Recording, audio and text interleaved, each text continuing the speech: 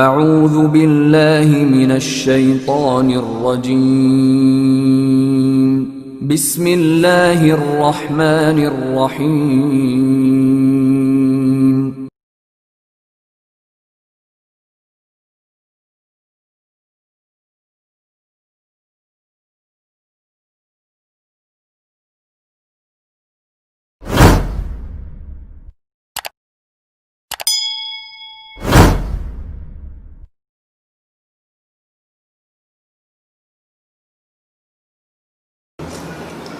الحمدللہ الذی نبرا قلوب العارفین بنور معرفته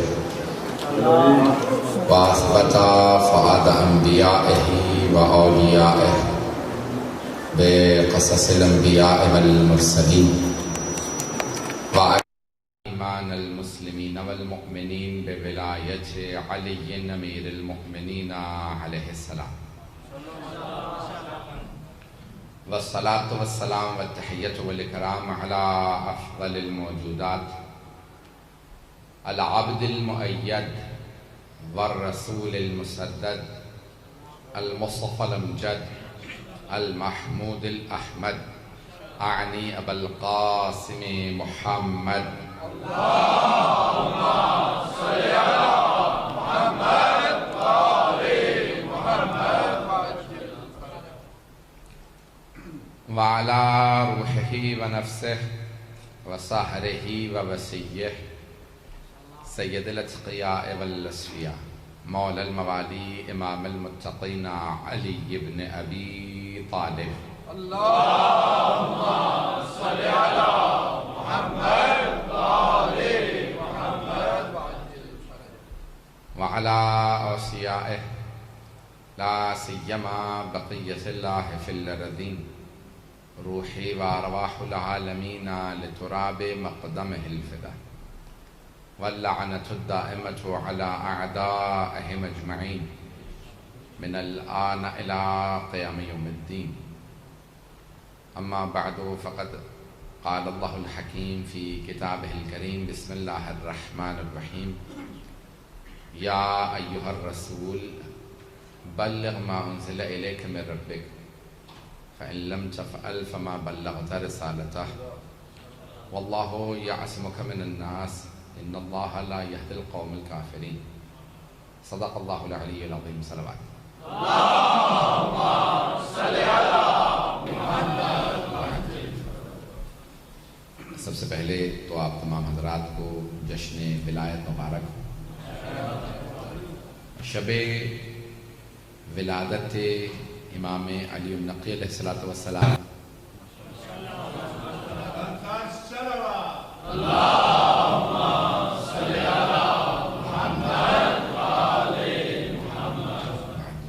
شاید بانیان کے ذہن میں نہ رہا ہو کہ شب ولادت بھی ہے اور کئی عیدیں جمع ہو گئی.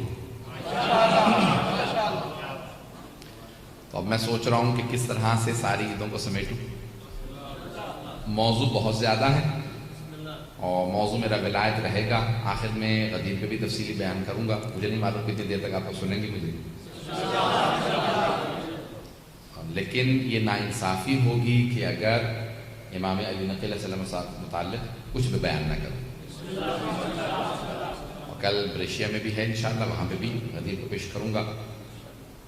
لیکن کچھ مطالب 10ویں امام علیہ السلام سے متعلق سن لیجیے. خصوصاً شیعہ اسے کہتے ہیں جو 12 کو بلا تفریق مانتا,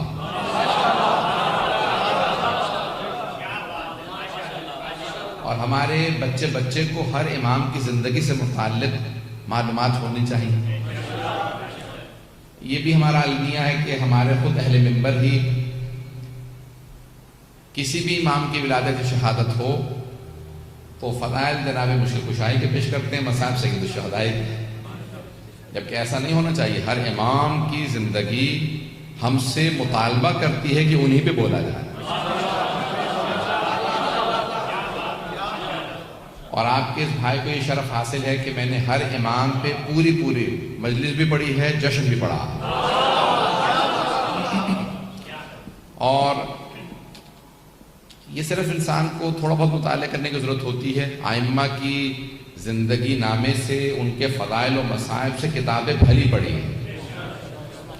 وہ انسان مطالعہ کرے تو بہت سے گوہر بار نکال سکتا ہے. میں ایک بہت بڑے مؤلف کی کتاب دیکھ رہا تھا، وہ کہتے تھے کہ یہ کتاب انہوں نے لکھی گنجینہ گوہر. میں اصل میں سارا دن آج سفر میں رہا ہوں، کل بھی سارا دن سفر میں تھا. آج آپ کو پتہ چلا ہوگا کہ میری فلائٹ جو ہے وہ میں پاسپورٹ نہیں لے کے گیا ہوا تھا. مسلسل سفر کرنے کا ایک نقصان یہ ہوتا ہے کہ انسان کو یہ یاد نہیں رہتا کہ پاسپورٹ ہے یا نہیں. تو میں مانچسٹر چلا گیا تھا، کل برمنگھم میں تھا، وہاں سے مانچسٹر گیا، صبح وہیں سے فلائٹ تھی. اور پھر حسنین صاحب کو میں نے اطلاع دی کہ میں یہاں پہ اس وقت موجود ہوں. مولانا پاسپورٹ لے لندن جائیں گے، میں بھی سے نئی فلائٹ بک کر دیتا ہوں. تو وہاں سے پھر میں واپس 4 گھنٹے ڈرائیو کر کے آیا. رات بھی اتنا سے سویا نہیں تھا کیونکہ بہت دیر سے پہنچا تھا. تو مسلسل سفر میں رہا ہوں، لیکن پوری کوشش کروں گا کہ اپنے پورے سینے کی طاقت سے آپ کی خدمت میں مطالب پیش کروں. تو میری آواز وغیرہ تو سب واضح ہے، صاف. میں نے پہلے بھی ہمیشہ کہا ہے کہ میرا چہرہ کچھ نہیں بتاتا.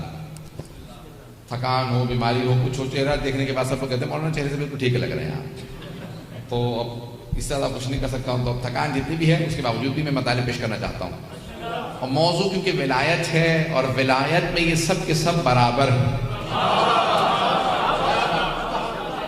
کچھ ایسی چیزیں ہیں جو 14 میں مشترک ہیں، کچھ ایسی ہیں جو ان میں سے ہر ایک سے مخصوص ہیں. مشترک سمجھتے ہیں یعنی کامن ہے، سب میں مشترک ہے. سب کے پاس 14 کے 14 عصمت کبریٰ پہ فائز، 14 کے 14 علم لدنی کے مالک ہیں. پتہ نہیں بات پہنچ رہی نہیں پہنچ رہی. 14 کے 14 علم لدنی، جسے آپ لوگ علم غیب کہہ لیجئے، اب جو مرضی کہہ لیجئے. اب یہ قرآن کی اصطلاح میں علم لدنی کہا، یعنی وہ خاص علم جو اللہ کی طرف سے انہی کے پاس ہے. قرآن کی ایک آیت ہے، بہت سے کہہ رہے تھے بھئی قرآن میں تو اللہ نے کہا ہے کہ عالم الغیب، اللہ ہی عالم غیب ہے. تو سورہ جن نہیں بھولے گا کسی کو. تو سورہ جن آیت نمبر ظاہر اس کے اندر یہ 73ویں آیت ہے. اب یہ سن لیجئے گا، عالم الغیب و شہادہ، وہ اللہ علم غیب بھی رکھتا ہے، علم شہود بھی رکھتا ہے. شہادت جیسے آپ لوگ گواہی دینے جب جاتے ہیں تو کہتے ہیں شہادت دینے جا رہے ہیں. شہادت ظاہری چیز کی ہوتی ہے، غیب باطن کا ہوتا ہے. جو ظاہر و باطن دونوں چیزوں کا علم رکھتا ہو، اللہ کہتا ہے وہ علم رکھنے والا اللہ ہے. توجہ ہو، عالم الغیب والشہادہ فلا یظہر علی غیبہ احدا. یہاں تک کی آیت پیش کرنے کے بعد سب لوگ کہتے تھے بس علم غیب اللہ کے پاس ہے. تو اب اللہ سبحانہ وتعالیٰ فرما رہا ہے عالم الغیب والشہادہ، وہ غیب کا اور شہود کا علم رکھتا ہے. فلا یظہر علی غیبہ احدا، وہ اپنے غیب پہ کسی کو بھی اجازت نہیں دیتا یا اپنے علم غیب کو کسی پہ ظاہر نہیں کرتا. توجہ، وہ اپنے علم غیب کو کسی پہ ظاہر نہیں کرتا. یہاں تک کی آیت سنا کے سب کہتے ہیں بس علم غیب اللہ کے پاس ہے. لیکن اللہ اس کے فوراً بعد فرماتا ہے الا لمن ارتضی من رسول. جہاں پہ بھی اللہ آ جائے نا تو پچھلے حکم کے اندر ایک استثناء بتاتا، ایکسپشن کا قائل ہو جاتا ہے. تو کہتے ہیں لا الہ، یہ وہ واحد کلمہ ہے جسے اگر آدھا پڑھیں تو آپ کافر ہو جائیں. کوئی معبود نہیں ہے الا اللہ، سوائے اللہ کے. تو اللہ کہہ رہا کہ عالم الغیب والشہادہ فلا یظہر علی غیبہ احدا، وہ اللہ عالم الغیب والشہادہ ہے، اپنے غیب کو کسی پہ ظاہر نہیں کرتا. الا لمن ارتضی من رسول، سوائے ان کے کہ جنہیں وہ مرتضی قرار دے گے. الا لمن ارتضی من رسول، جس سے وہ راضی ہو، جو مرتضی ہو، بس ان پہ وہ اپنا غیب ظاہر کرتا ہے. جب اللہ نے خود کہہ دیا اللہ ہے، اس کا مطلب ہے کچھ ایسی ہستیاں ہیں جو علم غیب رکھتی ہیں، کیونکہ اللہ نے ان پہ ظاہر کیا ہے. عزیزان گرامی، جن پہ اللہ نے ظاہر کیا ہے وہ یہی 14. اگر چلنا چاہیں نہیں میرے ساتھ، کچھ لوگ گھبرا تو نہیں گئے؟ اگر کہیں میں اور وضاحت کر دوں گا، اور اگر ضرورت نہیں تو میں آگے بڑھنا چاہ رہا ہوں. وضاحت کی ضرورت ہے یا ضرورت نہیں ہے میں آگے بڑھ جاؤں؟ بڑھ جائیں، آگے چلیں گے. کہہ رہے ہیں کہ آگے بڑھ جائے. اور کچھ لوگ حضرات شاید پریشان ہیں کہ وہ چاہ رہے ہیں کہ میں اور وضاحت کروں. عزیزان گرامی، یہ بہت واضح سی آیت ہے قرآن کی کہ جہاں پہ اللہ سبحانہ وتعالیٰ فرما رہا ہے الا لمن ارتضی من رسول، جس کو اللہ راضی ہو اللہ اسے اپنا علم غیب اس پہ ظاہر کر دیتا ہے. اور 8ویں امام علیہ السلام نے فرمایا کہ مومن تب تک مومن نہیں ہوتا، لا یکون المؤمن مؤمنا حتی تکون فیہ 3 خصال، جب تک کہ اس میں 3 خصلتیں نہ پائی جاتی ہیں. اب گھبرا کے نہ سنیے گا، اب میں یہ تھوڑا سے سناؤں گا حدیث. ایسا نہیں کرا، مولا فرماتے ہیں، 8ویں امام فرماتے ہیں مومن تب تک مومن نہیں ہے جب تک کہ اس میں 3 خصلتیں نہ پائی جاتی ہوں. آیت من ربہ و آیت من نبیہ و آیت من ولیہ، ایک نشانی اس میں مومن میں اس کے رب کی پائی جاتی ہے. مومن میں اپنے رب کی ایک نشانی پائی جاتی ہو. ایک عام مومن میں جب تک اللہ کی نشانی نہ پائی جاتی ہو تب تک وہ مومن مومن نہیں ہوتا. اور جسے اللہ نے ولی بنا کے بھیجا ہو،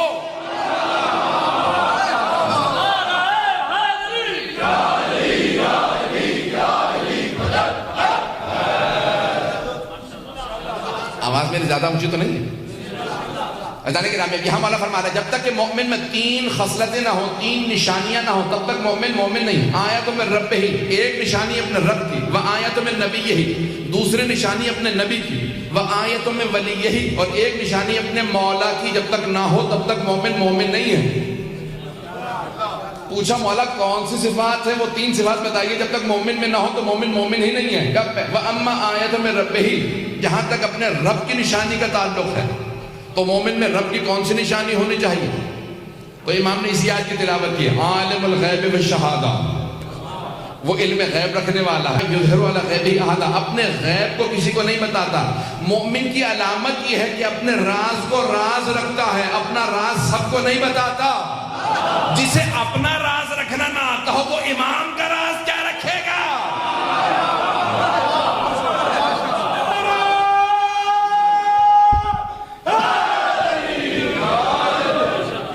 بات پہنچ رہی ہے؟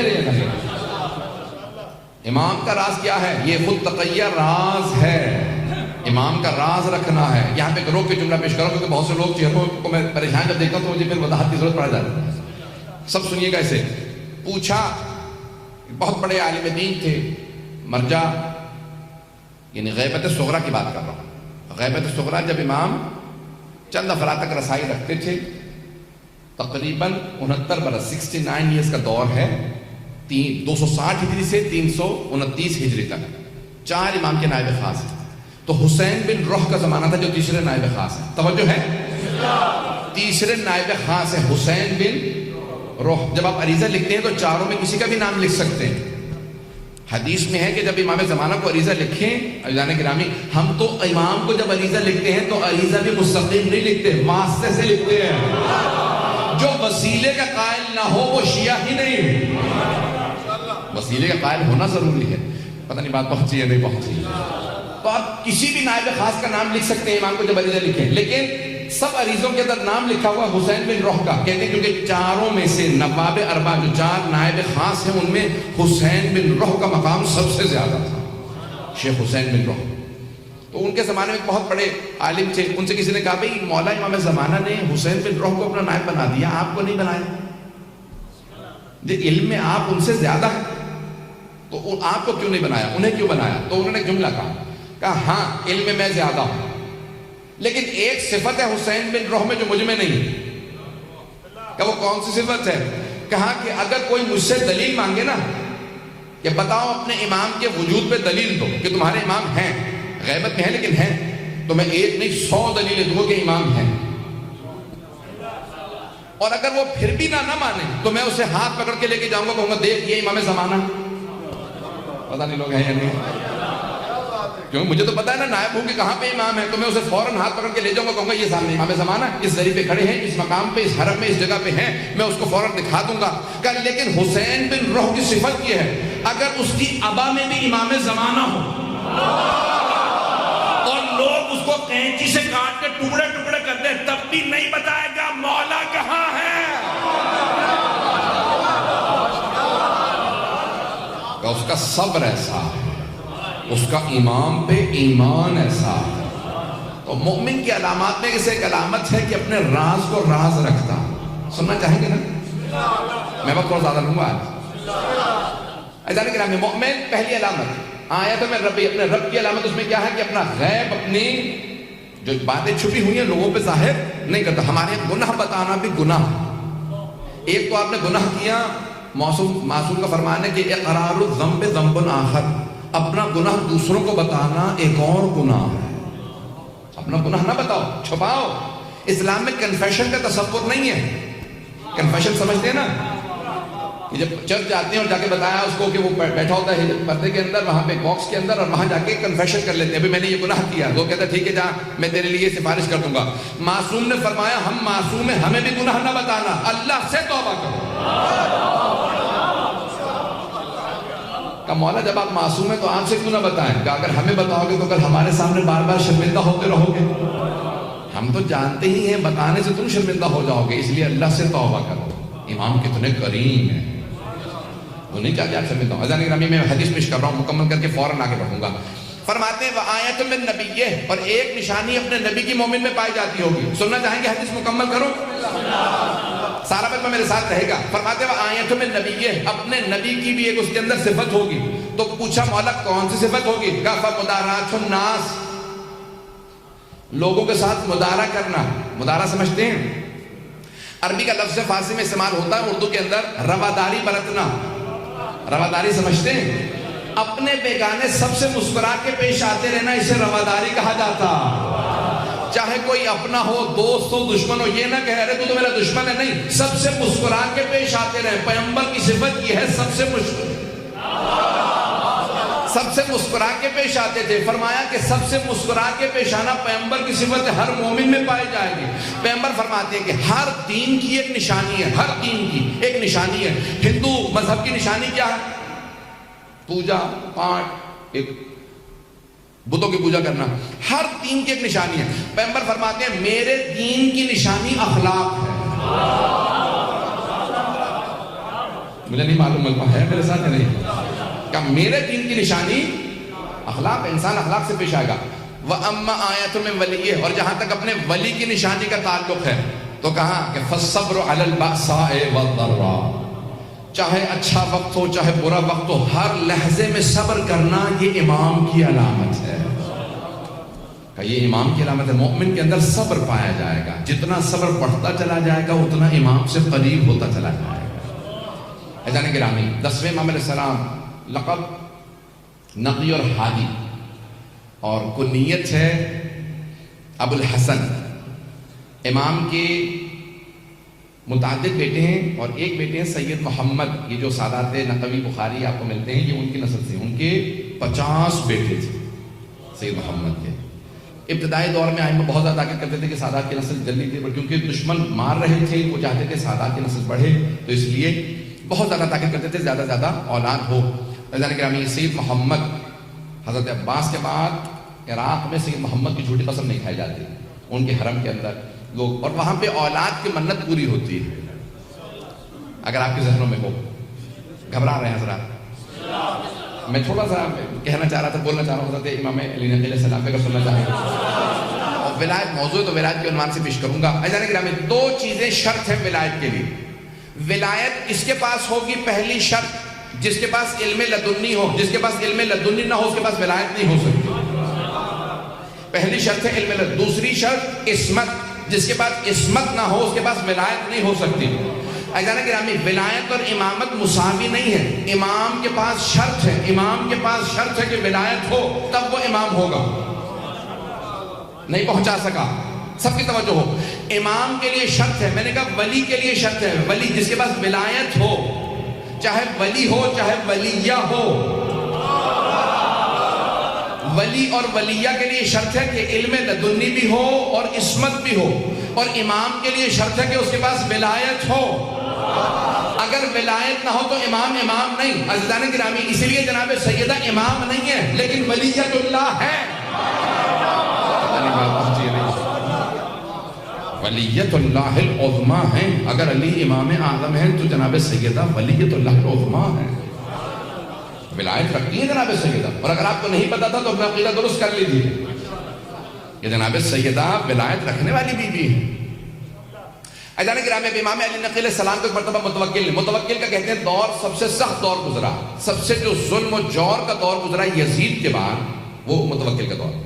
جس نے کربلا کو ڈھا دیا، جناب سید الشہداء کی قبر کو نشان مٹایا، مسمار کرنا چاہتا تھا، یعنی بیل لے کے آیا، ہل چلایا، لیکن جناب سید الشہداء کی جب قبر پہ پہنچا تو ہل نہیں چلا سکا۔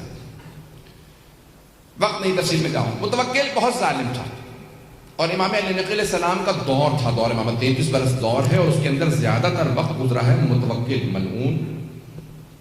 یہ اپنے آپ کو بڑے بڑے القاب دے لیتے تھے، متوکل باللہ کہتا تھا وہ اپنے آپ کو کہ میں اللہ پہ توکل کرنے والا۔ سن رہے ہیں حضرات؟ زیادہ تاخیر تو نہیں ہو گئی؟ سب کی توجہ ہے نا میرے ساتھ؟ بے تھکاوٹ تو مجھے ہونی چاہیے، میں سارا دن 6 گھنٹے گاڑی چلا کے آیا ہوں، اور 3 گھنٹے یہاں پہ بھی 2 گھنٹے بیٹھا ہوں گاڑی میں، تو 8 گھنٹے آج مجھے پوری طرح سے بالکل جی بھر گیا گاڑی چل جائے، لیکن پھر بھی پوری محبت کے ساتھ آپ کی عقیدتوں کی نظر کر رہا ہوں جو جملے پیش کر رہا ہوں۔ اب مجھے مجمع کی توجہ مجھے چاہیے پوری طرح سے۔ عزیزان گرامی، متوکل نے جناب امام علی نقی علیہ السلام کو بلایا۔ یہ جو آج جہاں روضہ سامرہ میں امام کا، یہ امام کا گھر تھا، امام علی نقی علیہ السلام کا بیت الشرف ان کا گھر تھا، اور وہ جو سرداب ہے وہاں پہ بارہ السلام کی جہاں ولادت ہوئی وہ گھر ہے امام علی نقی علیہ السلام کا۔ صحن یہ آپ کا صحن تھا جہاں آپ عبادت کرتے تھے، جہاں آج قبر مبارک ہے، جہاں قبر مطہر ہے وہ مولا کے گھر کا صحن تھا، وہاں آپ عبادت کرتے تھے، اپنی قبر خود تیار کر رکھی تھی۔ تو متوکل کو کسی نے کہا کہ کوئی جادوگر آیا ہے۔ اب جادو عربوں کے لیے سن رکھا تھا کہ کوئی جادو تھا، بابل سے شروع ہوا، بابل حلہ کا پرانا نام ہے، قرآن کے اندر ہے۔ ہاروت و ماروت، ہاروت و ماروت کا واقعہ سن رکھا ہوگا، نہیں سنا تو پڑھ لیجیے گا۔ ہاروت و ماروت 2 جادوگر تھے بنی اسرائیل کے زمانے میں، جناب سلیمان کے زمانے میں۔ بے بابل ہاروت و قرآن کے اندر آیت ہے کہ بابل، حلہ کا پرانا نام بابل، نجف سے 70 کلومیٹر کے فاصلے پہ ہے حلہ شہر، اس کا پرانا نام ہے بابل۔ قرآن میں بھی لفظ آیا، کہتے ہیں دنیا کی سب سے قدیمی تمدن کا نام، سویلائزیشن کا نام بابل، جہاں نمرود تھا، جہاں جناب ابراہیم علیہ السلام کو نار نمرود میں ڈالا گیا۔ ذہن میں آ گیا؟ تو اب یہ جادو پرانا تھا، لیکن ایک مرتبہ کوئی بنگال کا یا کہیں ہندوستان کا اس زمانے میں کوئی جادوگر اس کے پاس آیا، اس نے اس کی آزمائش کی، امتحان لیا، دیکھا ہاں واقعی جادوگر ہے، کہا فوراً جاؤ جا کے علی بن محمد کو بلا لاؤ، یعنی امام علی نقی علیہ السلام، کہا جاؤ جا کے علی بن محمد کو بلا لاؤ۔ ذرا جادوگر سے کہا جب یہ آ جائے نا تو تھوڑا اپنا جادو دکھانا، پتہ چلے انہیں بھی کہ ہمارے پاس جادوگر بھی ہیں۔ واقعہ ذہنوں میں صرف اشارہ کرنا ہے۔ ایک مرتبہ کہا جاؤ جا کے بلا لاؤ علی بن محمد کو۔ اب وہ جو بیچارہ بلانے گیا وہ سوچ رہا تھا پتہ نہیں کوئی بے بس سا امام ہوگا، امام ہو ہی نہیں سکتا بے بس، اور جو بے بس ہو وہ امام نہیں ہوتا، جس کا بس نہ چلے وہ کیسا امام؟ امام بے کس ہو سکتا ہے، بے بس نہیں ہو سکتا۔ ایک مرتبہ وہ چلا، سارے درباریوں سے متوکل نے کہا کہ خبردار کوئی ان کے احترام میں کھڑا نہ ہو، کوئی تعظیم نہ کرے۔ 400-600 افراد، دربار پورا بھرا ہوا تھا، قلعہ موجود ہے، بہت بڑا قلعہ تھا، سب بیٹھے ہیں۔ ایک مرتبہ وہ آدمی شہر میں آیا، اور شہر کی ایک گوشے میں، ایک کونے میں ایک گھر تھا، کہا یہ علی بن محمد کا گھر ہے۔ دروازے پہ دستک دی، کسی خادم نے دروازہ کھولا، کہا کس سے ملنا ہے؟ کہا علی بن محمد سے کام ہے۔ کہا آؤ لے چلوں۔ کہا سامنے صحن میں دیکھ رہے ہیں وہ جو قبر کے اندر عبادت کر رہے ہیں، رات کے وقت قبر میں عبادت کر رہے ہیں، کہا وہی علی بن محمد ہے۔ سنیں گے نا حضرات؟ کہا وہ جو قبر میں عبادت کر رہے ہیں وہ علی بن محمد ہے۔ اس نے کہا ہم تو دن میں قبر کے پاس نہیں جاتے، یہ رات میں قبر میں عبادت کرتے ہیں۔ ایک مرتبہ آگے بڑھا، آنے کے بعد امام سے آواز دے کے پوچھا انت علی بن محمد، کیا آپ علی بن محمد ہے؟ امام نے کہا میرا ہی نام ہادی ہے۔ ایک مرتبہ کہا آپ کو متوکل نے دربار میں بلایا، اب میں اپنے انداز سے پیش کروں گا امام کیسے چلے ہوں گے۔ اس نے ایک مرتبہ امام سے کہا آئیے میرے ساتھ چلے۔ امام نے فوراً قبر سے قدم باہر نکالا، ابا قبا پہن رکھی تھی، ولایت کی قبا اوڑھ رکھی ہوگی، امامت کی ابا لے رکھی ہوگی، سر پہ عصمت کا تاج ہوگا، ہاتھ میں تولا کی تسبیح ہوگی، تورا کا ڈنڈا ہوگا۔ اب امام علیہ السلام چلنے لگے، اس نے کہا میں آپ کو راستہ دکھاؤں؟ امام نے کہا ہادی تیرا نام ہے یا میرا نام؟ جیسے ایک مرتبہ امام علیہ السلام نے کہا نا ہادی تیرا نام ہے، اس نے کہا ہادی تو آپ ہیں۔ امام نے کہا پھر میں راستہ جانتا ہوں، پتہ نہیں لوگ ہیں یا نہیں۔ ایک مرتبہ امام نے فرمایا کہ میں پھر راستہ جانتا ہوں، دکھانے کی ضرورت نہیں، جو دنیا کو راستے دکھانے آیا ہو وہ ہادی ہوتا ہے، اور جو خود راستے سیکھنے کا محتاج ہو وہ ہادی نہیں ہوتا۔ امام ایک مرتبہ چلے اور اپنے ہی انداز سے چلتے ہوئے دربار پہنچے. جیسے ہی دربار متوکل کے آئے تو متوکل نے کہا تھا سب سے کوئی احتراماً کھڑا نہ ہو. جیسے امام پہنچے آندھی سی چلنے لگی, خود بخود قلعے کا دروازہ کھلنے لگا, پردہ سر پہ سایہ کرنے لگا اور سارے درباری خود بخود تعظیم میں کھڑے ہو گئے. خود متوکل اپنے تخت پہ کھڑا ہو کے کہہ رہا تھا فرزند رسول تشریف لائیے, یہ آپ ہی کا حق ہے. میرے تو وڈیرے بھی کہہ گئے اگر آپ نہ ہوتے تو ہم ہلاک ہو جاتے.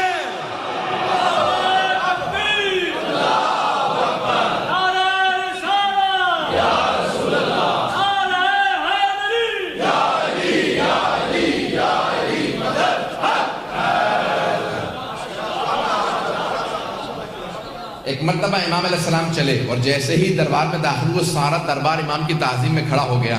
متوکل نے کہا فرزند رسول تشریف لائیے. امام نے کہا ہمیں تیرے تخت سے ظلم کی بو آتی ہے, ہم تخت پہ نہیں بیٹھتے.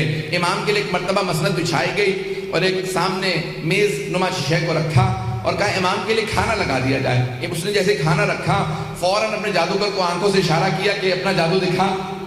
واقع ذہنوں میں ہوگا اگر لوگ ہیں یا نہیں ہیں, مجھے تو اشارہ کرنا تھا. جیسے امام نے ہاتھ بڑھایا نا تو روٹی امام کے ہاتھ سے سرک گئی. روٹی تھوڑی دور ہو گئی. امام نے کہا جو بھی ہے باز آ جائے. عظمت امام علیہ السلام دیکھیے, نام نہیں لیتے, یہ نہیں کہتے میں جانتا ہوں جادوگر. امام نے کہا جو بھی ہے باز آ جائے. پھر امام نے دوسری مرتبہ ہاتھ بڑھایا, پھر ایک مرتبہ روٹی سرک گئی. امام نے ایک مرتبہ کہا کیا ان درباروں میں شرفاء کی زبان نہیں سمجھتے لوگ؟ تیسری مرتبہ امام نے روٹی کی طرف ہاتھ بڑھایا, ابھی پھر بھی وہ باز نہیں آیا. سارا دربار دیکھ رہا تھا جادوگر اب کیا کرتا ہے. جیسے ہی امام نے ہاتھ بڑھایا, جیسے تیسری مرتبہ روٹی ہاتھ سے سرکی, اس دیوار کے اوپر غالیچہ تھا, غالیچے پہ ایک شیر کی تصویر بنی تھی. لیکن جادوگر کو جواب دینا تھا, پتہ نہیں لوگ پہنچ رہے نہیں پہنچ رہے. جادوگر کو جواب دینا مقصود تھا, اسے بتانا تھا تو جادوگر ہے, ہم صاحب اعجاز ہیں. امام نے ایک مرتبہ وہ جو دیوار کے اوپر غالیچہ تھا, غالیچے کو دیکھا جس پہ اسد کی, شیر کی تصویر بنی تھی. عربی زبان میں شیر کو اسد کہتے ہیں. امام نے شیر کو دیکھ کے عربی میں کہا ایھا الاسد, او شیر تو دیکھ رہا تیرے امام کی توہین ہو رہی ہے. ایک مرتبہ سارا بندہ پریشان ہونے لگا. لگ یہ رہا تھا کہ غالیچے پہ جو شیر کیا عکس بنا ہے وہ عکس نہیں رہا, شیر بن رہا ہے. وہ شیر بن کے آگے بڑھا. نہ اس نے امام سے پوچھا کہ کسے کھاؤں. ایک مرتبہ جادوگر کی طرف بڑھا, اسے بغیر خون کا قطرہ گرایا پورا نکل گیا. اور پورا نکلنے کے بعد امام کے سامنے آ کے کھڑا ہوا اور ایک مرتبہ فصیح عربی زبان میں کہا فرزند رسول اگر آپ اجازت دیں متوکل کو کھا لو. متوکل نے ہاتھوں کو باندھا, کہا فرزند رسول اس سے کہیے واپس چلا جا, یہ دوبارہ عکس بن جائے. امام نے اشارہ کیا واپس چلا جا. کہا وہ میرا جادوگر تو واپس کر دے, وہ بہت قیمتی تھا, میں ہندوستان سے ہند سے لایا تھا. عربی میں ہندوستان کو ہند کہتے ہیں. کہا میں ہند سے لایا تھا, وہ معمولی نہیں تھا. اس شیر سے کہیں میرا ساحر میرا جادوگر واپس کر دے. ساحر عربی میں کہتے ہیں جادوگر کو.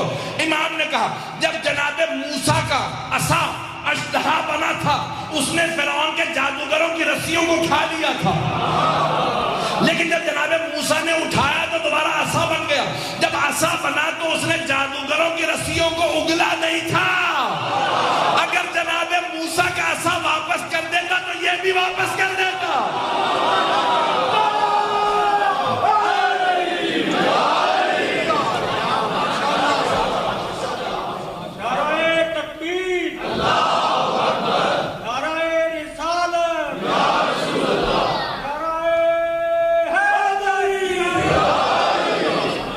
توجہ فرمائی جائے گا. قرآن میں لکھا ولن تجد فی سنت اللہ تبدیلا, تم اللہ کی روش میں کبھی تبدیلی نہیں پاؤ گے. جب وہ عصائے موسیٰ اژدہا نہیں لوٹاتا, سانپوں کو نہیں لوٹاتا, تو یہ بھی پلٹ جائے گا. عزیزان گرامی واقعہ مکمل کر دوں, واقعہ بہت طولانی نہیں, مکمل نہیں کر سکوں گا, لیکن جتنا پیش کر رہا ہوں اس کو سن لیجیے گا. اب ایک مرتبہ سب کی توجہ, وہ جو جتنے بھی دربار میں بیٹھے تھے سب کی توجہ امام کی طرف ہو گئے.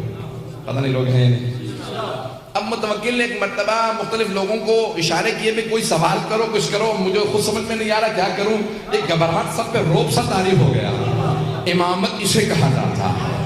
تو وہاں پہ ایک آدمی کھڑا ہوا، اس نے کہا کہ میں دعویٰ کرتا ہوں سلونی قبل ان تفتدونی، جو پوچھنا ہے پوچھ لو اس سے پہلے کہ تم مجھے کھو دو، یہ مولا سے مخصوص ہے۔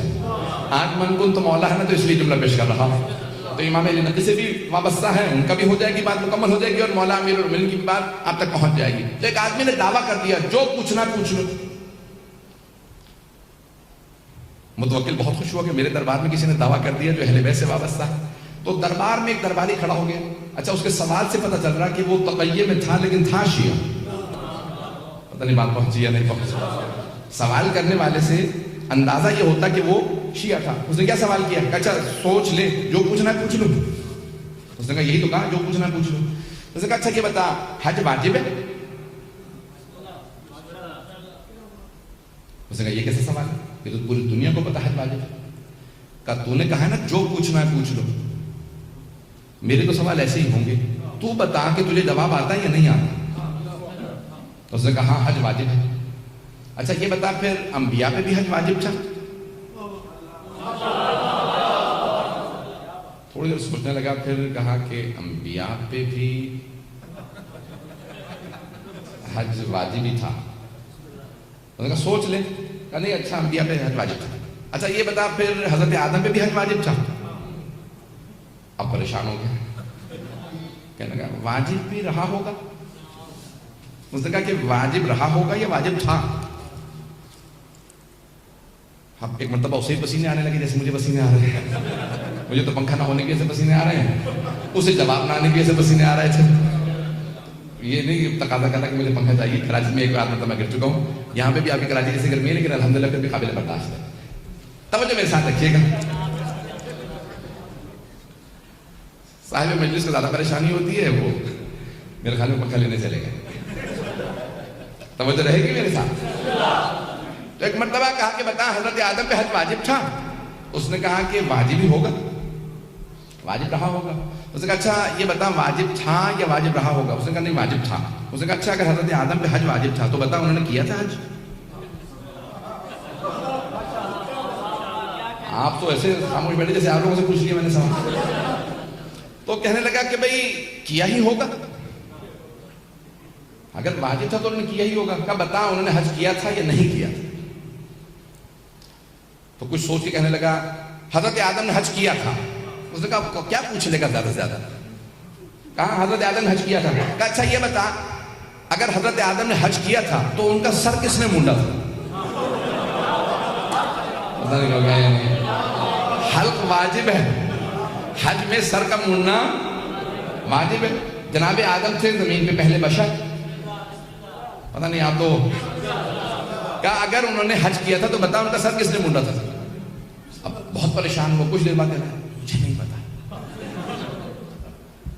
وہ پوچھنے والا بہت ذہین تھا، اس نے کہا جتنی اونچی آواز سے کہا تھا نا سلونی، اتنی ہی اونچی آواز سے کہے مجھے نہیں پتا، تو جاہل ہے، تجھے کہنا ہی نہیں چاہیے تھا سلونی۔ ایسا نہیں کہ میرے پاس بھی مجھے ہوا آ رہی ہے، میرے لیے اتنا کافی ہے۔ ایک مرتبہ اس نے کہا کہ اگر نہیں جانتا تو کہہ تو جاہل ہے۔ اس نے کہا کہ ہاں میں جاہل ہوں، نہیں جانتا۔ اب متوکل کو پریشانی ہوئی، کہا میرے دربار میں کوئی ایسا ہے جسے اس سوال کا جواب آتا ہو؟ سارے درباری امام علی نقی کو دیکھنے لگے۔ جب سب نے امام علی نقی علیہ السلام کو دیکھا، متوکل چہرے پڑھ رہا تھا، اس نے بھی امام کی طرف رخ کیا، کہا فرزند رسول کیا آپ جانتے ہیں؟ مولا نے کہا ہاں میں جانتا ہوں۔ کہا بتائیے پھر جناب آدم نے حج کیا؟ امام نے کہا ہاں۔ کہا بتائیے سب سے پہلے جناب آدم ہی نے کعبہ بنایا تھا؟ اب یہ بہار میں بڑا تفصیلی واقعہ موجود ہے، وقت نہیں ہے۔ امام نے کہا حضرت آدم نے سب سے پہلے کعبہ بنایا، اور اللہ نے کہا آدم آپ کی نسل میں ہاجرہ آئے گی، صفا مروہ کے درمیان چلے گی، یہاں پہ سعی ہے، اس کے بعد حلق ہے۔ تو کہا حلق کس نے کیا؟ کہ جب حلق کی نوبت آئی تو جناب جبرائیل جنت سے یاقوت لے کے نازل ہوئے، جناب آدم کے سر پہ پھیرتے جاتے تھے، جہاں جہاں پھیرتے جاتے تھے بال گرتے جاتے تھے، جہاں جہاں اس یاقوت کی روشنی گئی اللہ نے سب کو حرم قرار دے دیا۔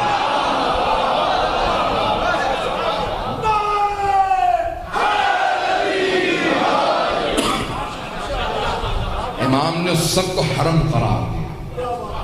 ایک مرتبہ متوکل نے کہا فرزند رسول آپ کہیے سلونی۔ امام نے کہا کیونکہ میرے جد علی ابن ابی طالب نے کہا تھا اس لیے میں نہیں کہا، لیکن میں ان کے علم کا وارث ہوں، جو پوچھنا ہو پوچھ لو۔ عزیزان گرامی وہاں پہ سوال ہوئے، بس بھائی میں نے کہا وقت نہیں ہے، میں انشاءاللہ اگلے مرحلے میں جا رہا ہوں۔ تو ایک مرتبہ کسی نے سوال کیا بتائیے فرزند رسول یہ فجر کی نماز واجب کیوں ہے؟ فجر کی نماز واجب کیوں ہے؟ کہ جب اللہ نے جناب آدم کو زمین پہ بھیجا تو رات کا وقت تھا، ایک تو جنت کی جدائی، دوسرے اللہ کی ناراضگی، تیسرے جس جگہ پہ آئے وہاں تاریکی ہی تاریکی، تو جناب آدم پوری رات روتے رہے۔ اچانک جیسے ہی صبح صادق ہوئی زمین کی مشرقی طرف ایک مرتبہ ایک لکیر سے کھینچی جسے صبح صادق کہتے ہیں، تو جناب آدم سمجھ گئے یہاں پہ روشنی آئے گی۔ اس روشنی کو دیکھتے ہی صبح صادق کے وقت جناب آدم نے 2 رکعت نماز شکرانہ پڑھی، پروردگارہ تیرا شکر ہے یہاں روشنی آئے گی۔ اللہ نے کہا آدم تیری پوری نسل میں یہ تیری 2 رکعت نماز میں نے واجب قرار دی۔ یہ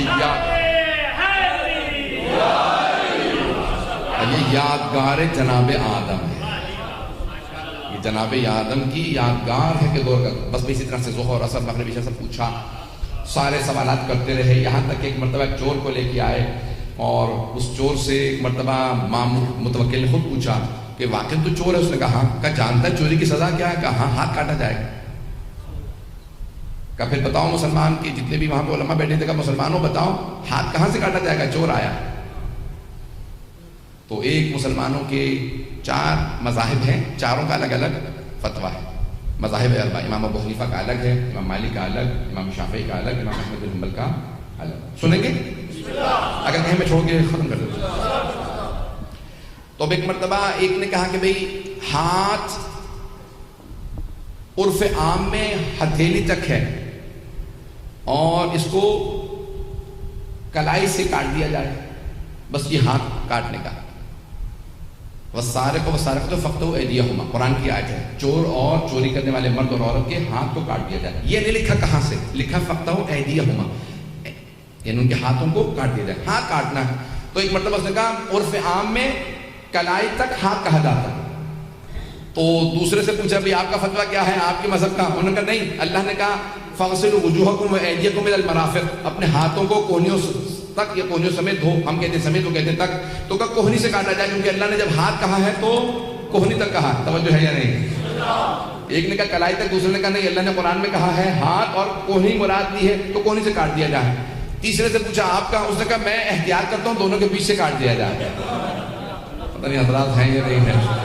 اس نے کہا میں کہتا ہوں بیچ سے کاٹ دیا جائے، یہ کہتا ہے کلائی سے، وہ کہتا ہے کوہنی سے، میں کہتا ہوں بیچ سے کاٹ دیں۔ چوتھے سے پوچھا، اس نے کہا نہیں یہ پورا کا پورا ہاتھ ہے تو بازو۔ اب چور اس دوران جو ہے بیچارہ بلڈ پریشر کا ہائی ہو رہا تھا کہ کہاں سے میرا ہاتھ کٹنے والا ہے۔ ایک مرتبہ امام علی نقی علیہ السلام کی طرف رخ کیا متوکل نے کہا فرزند رسول بتائیے ہاتھ کہاں سے کاٹا جائے گا، ان چاروں میں سے کون صحیح ہے؟ امام نے کہا چاروں غلط ہیں۔ یعنی لوگ ہیں یا نہیں؟ گھبرا کے نہ سنیے حضرات، سارے مجمع کی توجہ ہو کہ میں اگلے مرحلے میں جاؤں گا۔ امام نے کہا چاروں غلط ہیں۔ کیا فرزند رسول انہوں نے سب نے آیات پیش کی ہیں، آپ دلیل دیجئے۔ امام نے کہا صرف 4 انگلیاں کاٹی جائیں گی۔ آپ حضرات پریشان بیٹھے۔ امام نے کہا صرف 4 انگلیاں کاٹی جائیں گی، نہ ہتھیلی کاٹی جائے گی نہ ہاتھ۔ کیا فرزند رسول آیات انہوں نے بھی پیش کی، کوئی آپ کے پاس بھی دلیل ہے؟ امام نے کہا قرآن میں آیت ہے ان المساجد للہ جمیعا، کہ تمام کی تمام سجدگاہیں اللہ کے لیے ہیں۔ پیغمبر نے فرمایا 7 مقامات کا سجدے کے دوران زمین پہ رکھنا واجب ہے، پیشانی کا، ہتھیلیوں کا، دونوں گھٹنوں کا، دونوں پاؤں کا۔ اگر چور توبہ کر کے نماز پڑھنا چاہے تو نماز کیسے پڑھے گا؟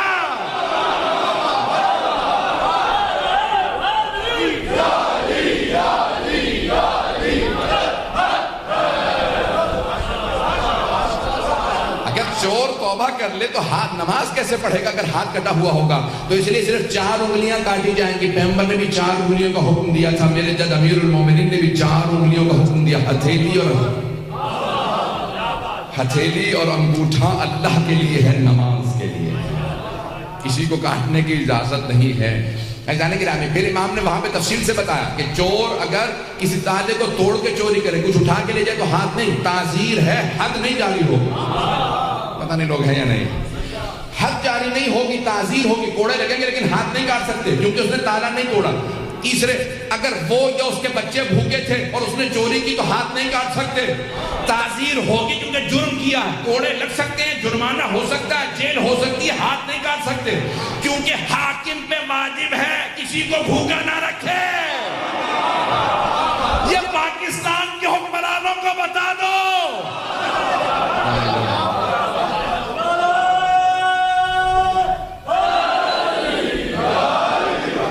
بات پہنچ رہی ہے ذہن میں؟ جو کسی کو بھوکے رکھے ہوئے ہوگا وہ خود جواب دے۔ مولا امیر عمر فرماتے ہیں کہ پیغمبر کا اور میرا امتیاز یہ ہے کہ ہماری حکومت میں کوئی جانور بھی بھوکا نہیں سوتا، کبھی کوئی جانور بھی بھوکا نہیں سوتا۔ سنیں گے حضرات؟ اب غدیر کیا ہے؟ انتخاب ہے۔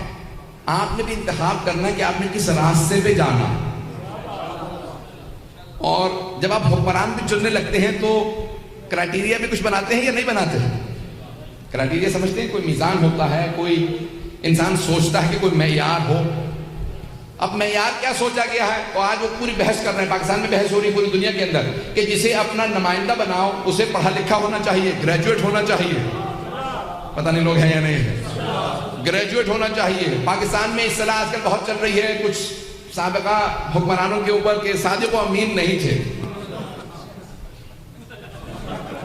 میں پاکستان پہ نہیں آ رہا ہوں، گھبرائیے گا نہیں، میں صرف اپنی جشن کو، اپنے مجلس کو پیش کر رہا ہوں۔ مطالب پیش کرنے مجھے تمہیداً کچھ سہارا دینے کی ضرورت ہے تاکہ میں اگر بات کروں تو آپ پہنچ جائیں۔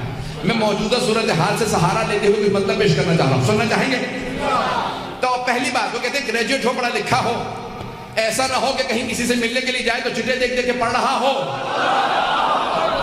میں کسی پہ نہیں پڑھ رہا ہوں، میں اپنی جشن کو، اپنی مجلس پڑھ رہا ہوں، سارے مجمع کی توجہ ہو میرے ساتھ۔ تو وہ کہتے ہیں کہ میں پڑھا لکھا ہو، کوئی گریجویٹ ہو، کچھ آتی ہو، زبان آتی ہو، کوئی بول سکتا ہو، توجہ ہو میرے ساتھ۔ اس کے بعد کہتے ہیں صادق و امین ہو، چور چکار نہ ہو، ایسا نہ ہو کہ پیسہ زیادہ دیکھے تو منہ کھلا کا کھلا رہتا ہے۔ پتہ نہیں لوگ ہیں یا نہیں ہیں؟ کہیں کہ میں اپنا بینک بیلنس بھر لوں گے، لوگوں کو نہیں، اس کو صادق و امین ہونا چاہیے۔ اجانے گرامی، یہ آپ اپنا نمائندہ چن رہے ہیں، میں نے ساری تمہید چھوٹی جملہ سن لیجیے، یہ آپ اپنا نمائندہ چن رہے ہیں 4-5 سال کے لیے پارلیمنٹ کے لیے، تو آپ اتنی شرائط رکھ رہے ہیں، اور اگر اللہ اپنا نمائندہ چنے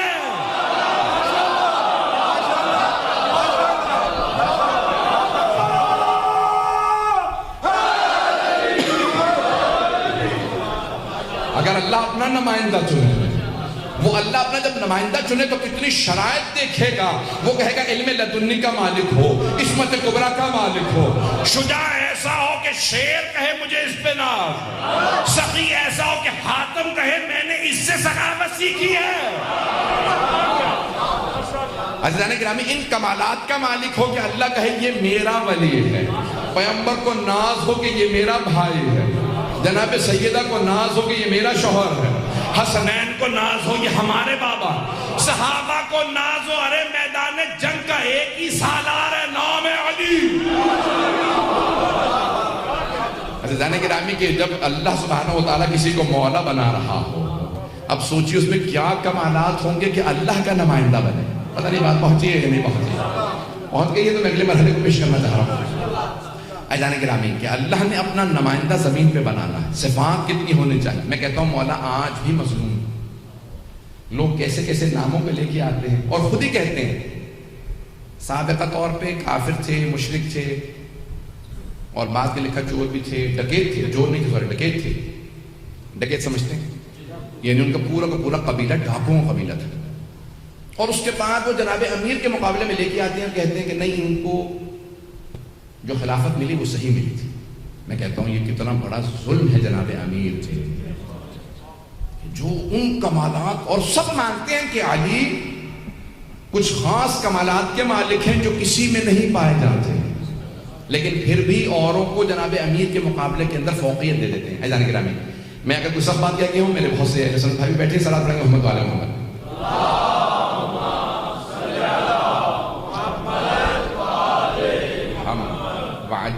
تمہیداً 2 جملے سن لیجئے، مکمل کروں گا میں کل بریشیا کے اندر موضوع کو، لیکن تمہیداً سن لیجئے۔ یا ایھا الرسول بلغ ما انزل الیک من ربک، اے میرے پیارے رسول پہنچا دیجئے جو اللہ کی طرف سے آپ پہ نازل ہوا، بلغ ما انزل الیک من ربک یا ایھا الرسول. میں نے شاید پہلے کسی مقام پہ کہا ہو اللہ نے سارے انبیاء کو نام لے کے پکارا. قال یا آدم، قال یا نوح، اللہ نے کہا اے آدم، اے نوح. قال یا ابراہیم، قال یا یوسف ایھا الصدیق، اے یوسف صدیق. توجہ. قال یا موسیٰ، یا عیسیٰ. پورے قرآن میں سارے انبیاء کو اللہ نے نام لے کے بلایا. نہیں بلایا تو حبیب خدا کو نام لے کے نہیں بلایا، ہمیشہ القاب سے پکارا. کہا یا ایھا النبی، یا ایھا الرسول، یا ایھا المزمل، یا ایھا المدثر. طٰہٰ، یاسین، نون، قاف. مختلف القاب سے پکارا. پورے قرآن کریم کے اندر اللہ نے کسی مقام پہ نہیں کہا یا محمد، کسی مقام پہ نہیں کہا. ایک مرتبہ اللہ نے کہا یا ایھا الرسول، ہے میرے پیارے رسول جسے میں نے بھیجا ہے، میں اسے اتنی تعظیم دے کے بتا رہا ہوں مجھے کتنی محبت ہے.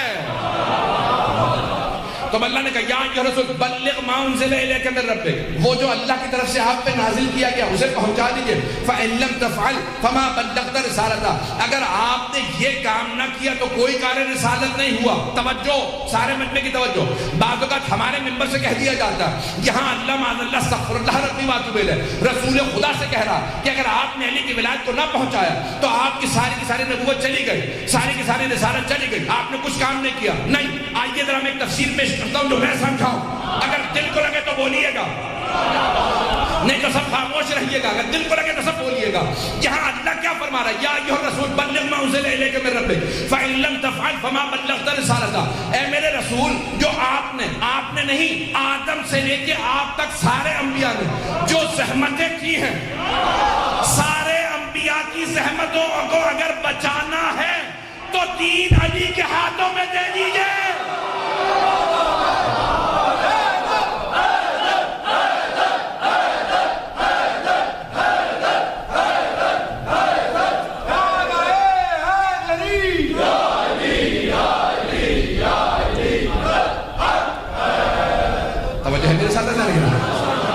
اللہ یہ نہیں کہہ رہا کہ معاذ اللہ کی رسالت چھین لوں، نہیں. اللہ یہ فرما رہا کہ آپ کی اور سارے انبیاء کی رسالتوں کی زحمتیں ختم ہو جائیں گی.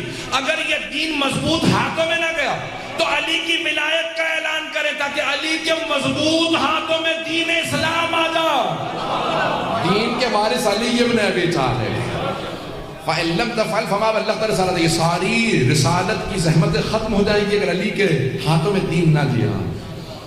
واللہ یعصمکم من الناس، اللہ آپ کو لوگوں سے بچائے. یہاں پہ میں اسی آیت پہ میں مکمل کرنا چاہتا ہوں. شان نزول پیش کر دوں، پورا مضمون کر باقی 10-15-20 منٹ چلیں گے.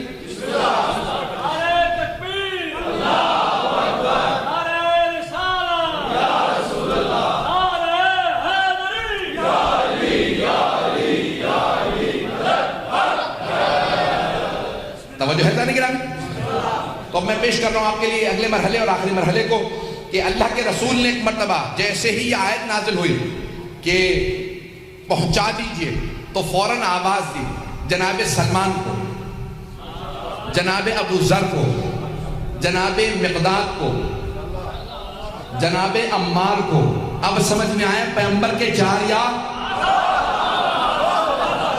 کچھ لوگ پہنچ گئے. تو ایک مرتبہ جناب سلمان و ابو ذر، مقداد اور جناب عمار کو آواز دی. کہا کہ آیت نازل ہوئی ہے، سب کو جمع کرنا. جو آگے چلے ہیں گئے ہیں ان سے کہو کہ واپس آ جا، جو پیچھے رہ گئے ہیں ان سے کہو کہ آگے آ جا، جو یہاں غدیر میں موجود ہیں، غدیر خم میں، ان سب سے کہو رک جائیں. کوئی آگے نہیں جا سکتا، کوئی واپس نہیں جا سکتا. میرا خاصہ ہے جو میں نے پیش کیا. اگر آپ نے کبھی کسی اور سے سنا ہے تو اس کا نہیں ہے، مجھ حقیق کی محنت کا نتیجہ ہے. سن لیجئے. ابھی میرے ذاکر بھائی بھی پیش کر رہے تھے، انہوں نے بھی جو پیش کی میرے محبت سے، اور جو پڑھے مجھے کسی سے کوئی گلہ نہیں ہے، اس ثواب میں بھی شریک ہو جاتا کہ اہل بیت علیہ السلام کے فضائل ہوں یا مصائب ہوں یا ان کی تبلیغ ہو، کچھ بھی ہو، جملہ کوئی بھی پڑھے گا تو اس میں ثواب میں بھی شریک رہوں گا. آج دنیا میں سینکڑوں افراد مجھے بتاتے ہیں کہ ہم آپ کی مجالس پڑھتے ہیں. سن لیجئے، اگر پہلے سن بھی رکھا ہو تو مجھ سے سن لیجئے. جملہ میرا ہے، میں نے بڑی اس میں زحمت کی ہے، بڑی محنت کی ہے. ایک مرتبہ پیغمبر نے کہا جو آگے چلے گا کہو واپس آ، جو پیچھے ہیں ان سے کہو یہاں آ جا، جو یہاں ہیں وہ کہیں نہیں جا سکتے. اس زمانے میں غدیر جنکشن تھا. جنکشن سمجھتے ہیں جہاں سے راست سے جا رہے ہوں. جس نے مدینے جانا تھا وہ غدیر سے جا رہا تھا, جس نے یمن جانا تھا غدیر سے جا رہا تھا, جس نے عراق جانا تھا غدیر سے, جس نے ایران, جو جہاں جا رہا تھا اس نے غدیر سے جانا تھا. غدیر جنکشن تھا, اس وقت بھی جنکشن تھا, آج بھی جنکشن ہے. اس وقت راستوں کا جنکشن تھا, آج عقیدوں کا جنکشن ہے. عقیدوں کے جنکشن کا نام غدیر ہے. سارے مجمع کی توجہ, مجھے پورا یقیناً آ رہا ہے گا, لیکن بات کو سن لیجیے گا, سارا مجمع جواب دے گا. عزیزان گرامی, عقیدوں کے جنکشن کا نام غدیر ہے. پیغمبر اسلام نے کہا جو آگے چلے گا کہا واپس آئے, جو پیچھے رہ گیا ان سے کہا غدیر میں آ جائے, جو دائیں بائیں جو جہاں گیا سب سے کہو غدیر میں جمع ہو جائے, غدیر میں جمع ہو جائے. علی کی ولایت کا اعلان ہے, غدیر میں جمع ہو جائے. کچھ آگے نکل گئے تھے کہ واپس آئے, کچھ پیچھے رہ گئے تھے کہ آگے آئے. عزیزان گرامی, آج کے دور میں بھی کچھ ولایت علی سے آگے نکل کے کہنے لگے ہیں علی اللہ ہے, کچھ پیچھے رہ گئے کہتے ہیں علی ہم جیسا بندہ ہے. علی نہ اللہ ہے نہ بندہ, علی مولا.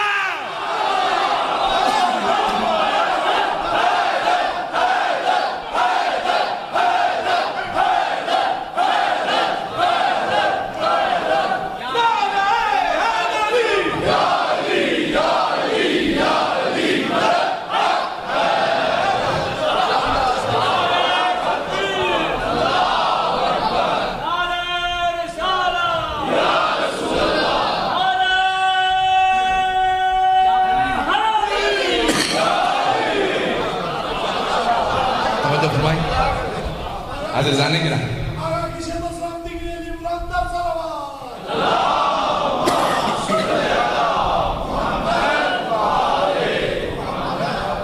توجہ فرمائیں جانے گی نا.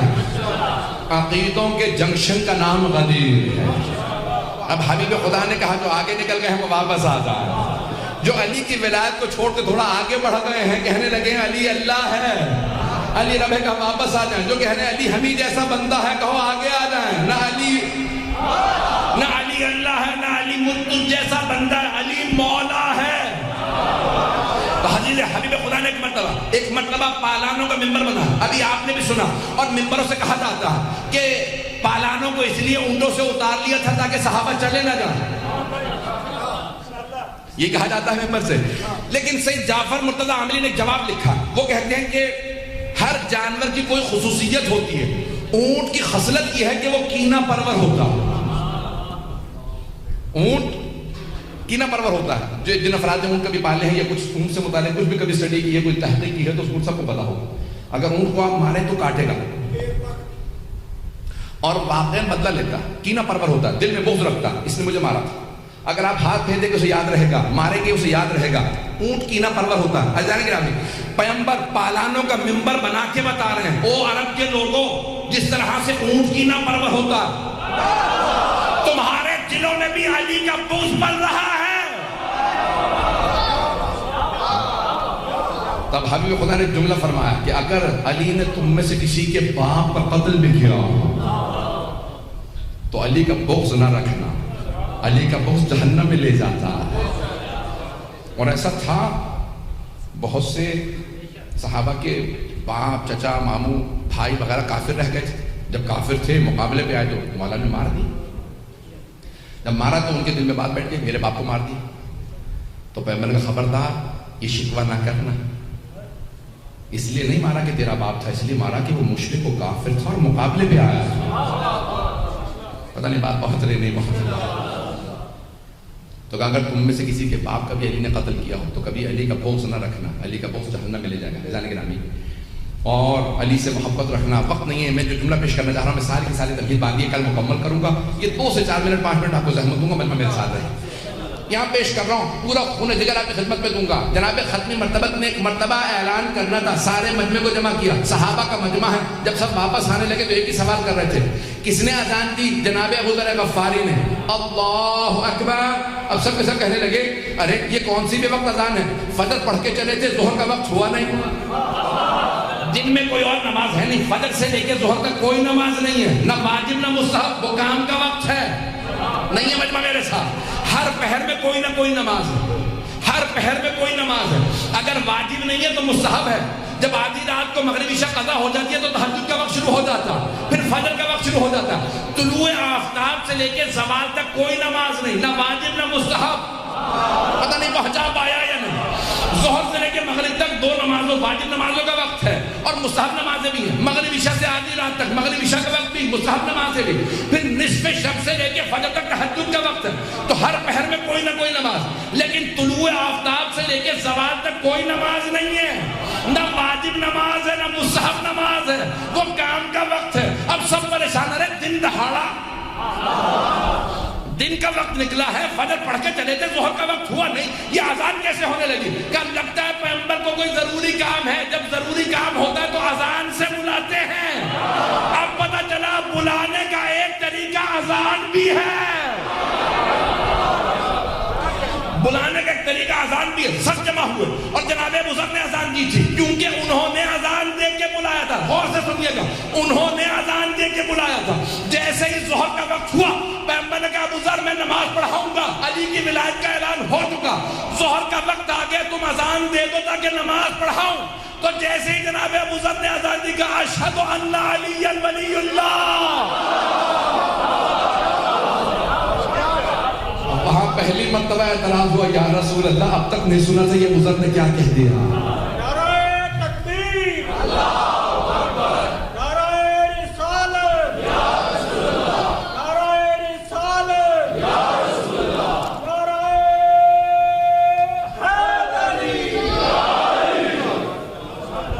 حضرت عبد النبی شیرازی نے اپنی معالم الزلفاء کے اندر یہ لکھا ہے کہ سب سے پہلے جناب ابو ذر نے اشہد ان علی ولی اللہ کہا، اور پیغمبر کی اجازت سے کہا، پیغمبر کے حکم سے کہا. پتہ نہیں بات پہنچی یا نہیں، گھبرائے بیٹھے بہت سے حضرات. تو ایک مرتبہ آسان کہی پیغمبر نے، ایک مرتبہ اعزان گرامی یہاں حبیب خدا نے اعلان کیا، جو اعلان آپ کے ذہنوں میں ہے. اور جب اعلان ہو گیا ہے، میں انشاءاللہ کل سناؤں گا اعلان کو، تو 3 دن تک سب بیعت کرتے رہے. پیغمبر نے کہا تب تک کسی کو جانے کی اجازت نہیں جب تک کہ سب کے سب میرے بھائی علی کی بیعت نہ کر لیں. کون کہتا ہے پیغمبر نے معاذ اللہ حق ادا نہیں کیا؟ وہ افراد جو اعتراض کرتے ہیں نا، کہتے ہیں پیغمبر نے لفظ مولا استعمال کیا، مولا کے کئی معنی ہیں تو کھل کے بتا دیتے. لفظ خلیفہ کہتے تھے، ارے بیعت لینا مقصود تھا تو بیعت لے لی. جب اعلان کیا کہ تب تک کوئی نہیں جا سکتا جب تک سب بیعت نہ کر لیں، تو کہا یا رسول اللہ اتنا مجمع جب تک بیعت کرے گا کئی دن گزر جائیں گے. پیغمبر نے کہا مجھے پرواہ نہیں. کہا یا رسول اللہ اگر آپ اس مجمع کو روکیں گے نا تو ان کے کھلانے پلانے کا ذمہ آپ کے اوپر ہوگا. تو کہا سب کے کھلانے پلانے کا ذمہ میرے، میں خود ذمہ لیتا ہوں. علی کے نام پہ کھلانے پہ پیغمبر کو بھی مزہ آتا.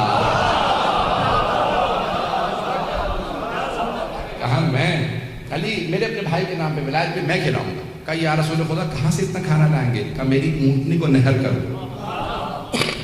اونٹ کو نہر کیا جاتا، اونٹ کو نہر کیا جاتا، اونٹنی کو نہر کیا، گلے میں اس کے خنجر گھونپا. کہا اتنی سی اونٹنی یا رسول خدا، اتنا بڑا مجمع، اتنے بڑے مجمع کے لیے اتنی سی اونٹنی کافی نہیں ہے. کہا تم نے نہیں دیکھا میرے چچا ابو طالب نے دعوت ذوالعشیرہ میں ایک بھیڑ کی ران سے سارے قبیلے کو شیر کر دیا تھا، جتنا کھا سکتے تھے اس سے زیادہ کھایا.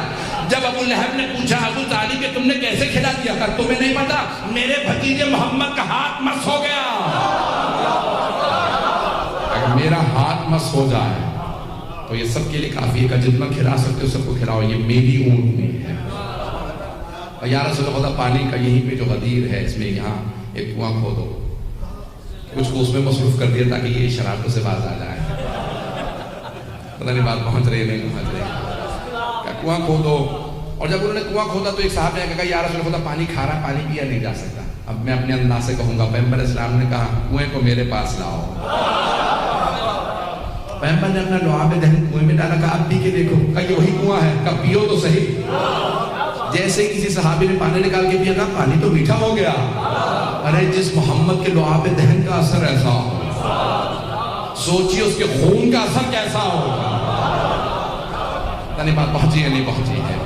ایزان گرامی حبیب خدا نے فرمایا وہاں پہ پورے کے پورے مجلس سے کہہ دیا جب تک سب بیعت نہ کر لیں تب تک کوئی نہیں جا سکتا. اسی بات کو مکمل کر دوں گا. جب تک سب بیعت نہ کر جائیں گے تب تک کوئی نہیں جا سکتا. کہا یا رسول اللہ سب سے پہلے بیعت کون کرے گا, کسے شرف حاصل ہوگا؟ کہا بیعت میرے گھر سے شروع ہوگی. کچھ لوگ پہنچ گئے.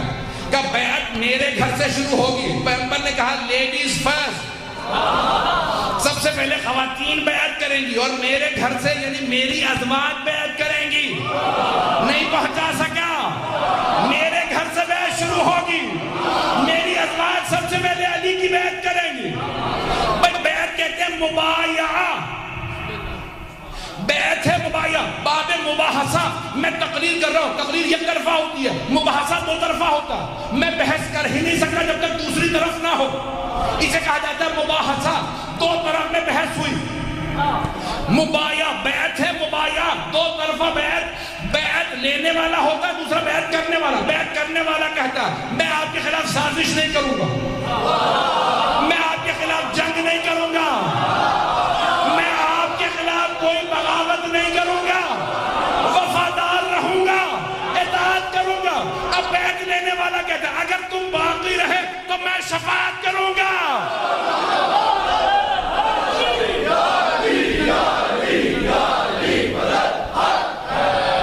کچھ لوگ پہنچ کے سارے بندے کی توجہ ہو. تو پیغمبر اسلام نے فرمایا بیعت علی میرے گھر سے شروع کریں گے, میری ازواج سب سے پہلے بیعت کریں گی. تو پیغمبر ملزم کر کے جا رہے ہیں اپنی ازواج کو, میرے بعد علی پہ خروج نہ کرنا. اگر جنگ کی تو علی کو حق حاصل ہے, بیعت چھین لے.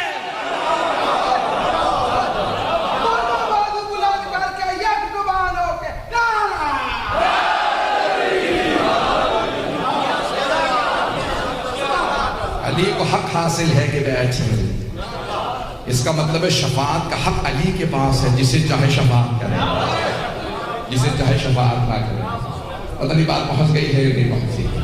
عزیزان گرامی, حبیب خدا اپنے گھر سے بیعت شروع کروا کے مقفل کر دیا خیر البشر نے شر کا دروازہ,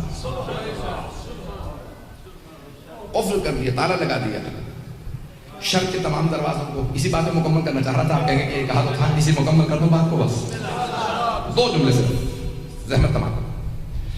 حبیب خدا نے کیا کیا کہ میرے گھر سے بیعت شروع ہوگی. عزیزان گرامی, حبیب خدا سے کہا کہ یا رسول خدا آپ خواتین سے جب بیعت لیتے ہیں تو ہاتھ پہ کیوں ہاتھ نہیں رکھتے؟ کیوں کہتے ہیں کہ کپڑا لے کے آؤ یا زمین پہ ایک ظرف رکھو, اس کے اندر وہ ہاتھ رکھے, میں یہاں پہ بیٹھوں گا. تو عزیزان گرامی, ائمہ اہل بیت علیہ السلام بھی یہی کرتے, بھئی وہ معصوم ہیں, ان کے جذبات احساسات ہمارے جیسے نہیں ہیں, وہ معصوم ہیں. توجہ, رسول خدا معصوم ہیں, جناب علی مرتضیٰ معصوم ہیں, لیکن رسول خدا پھر بھی کسی خاتون کو ہاتھ نہیں لگا دے گا. نہیں, پردے کے اندر سے بیعت ہوگی. جب چادر ہو تو بیعت کر سکتی ہو, یا زمین پہ پانی رکھا جائے تو وہاں بیٹھو, پانی میں ہاتھ رکھو, میں یہاں بیٹھوں گا, پانی میں ہاتھ رکھوں گا. اب قسم کھا کے کہو کہ وفادار رہو گی, لیکن میں ہاتھ نہیں لگاؤں گا. یا رسول اللہ کیوں؟ تو میں اپنے انداز سے پیش کرتا ہوں پیغمبر نے کیوں ہاتھ لگا کے بیعت نہیں کی. کیونکہ میں جانتا ہوں میری امت میں آنے والے بہت سے دعویٰ کریں گے ہم محمد جیسے, تو بہت سے لوگ آ کے امت کو دھوکے دیں گے, میں دروازے بند کر کے جا رہا ہوں, میں معصوم ہوں. جب میں مس نہیں کر رہا تو کسی امتی کو حق حاصل نہیں کہ بس کر کے بیعت. بات پہنچ گئی جانے کے نام, حبیب خدا ہے. جانے کے نام, آئیے ذرا اس شب کے صدقے میں مل کے مانتے ہیں. آئیں ذرا مل کے ہاتھوں کا بلند کیجئے گا. پروردگارا, میں نے اسی لیے, کیونکہ مجھے پتا یہی مجمع میرے ساتھ کل بھی وہاں ہوگا, اس لیے سارا مضمون مکمل نہیں میں نے کیا. انشاءاللہ کل حدیث کو وہاں مکمل کروں گا. توجہ ہے میرے ساتھ. شب ولادت ہے, آج سامرہ میں خاص روشنی ہوگی, سامرہ چمک رہا ہوگا, 12ویں امام استقبال کر رہے ہوں گے اپنے دادا کی آمد کا. ذرا مل کے دعا مانگتے ہیں, پروردگار امام علی نقی علیہ السلام کے صدقے میں ہم سب کو 12ویں امام مہدی علیہ السلام کی زیارت نصیب فرما. پروردگار ہمارے مقامات مقدسہ کی حفاظت فرما, مکے کی, مدینے کی, نجف کی, کربلا کی, سمرہ کی, کاظمین کی, مشہد کی, قم کی, دمشق,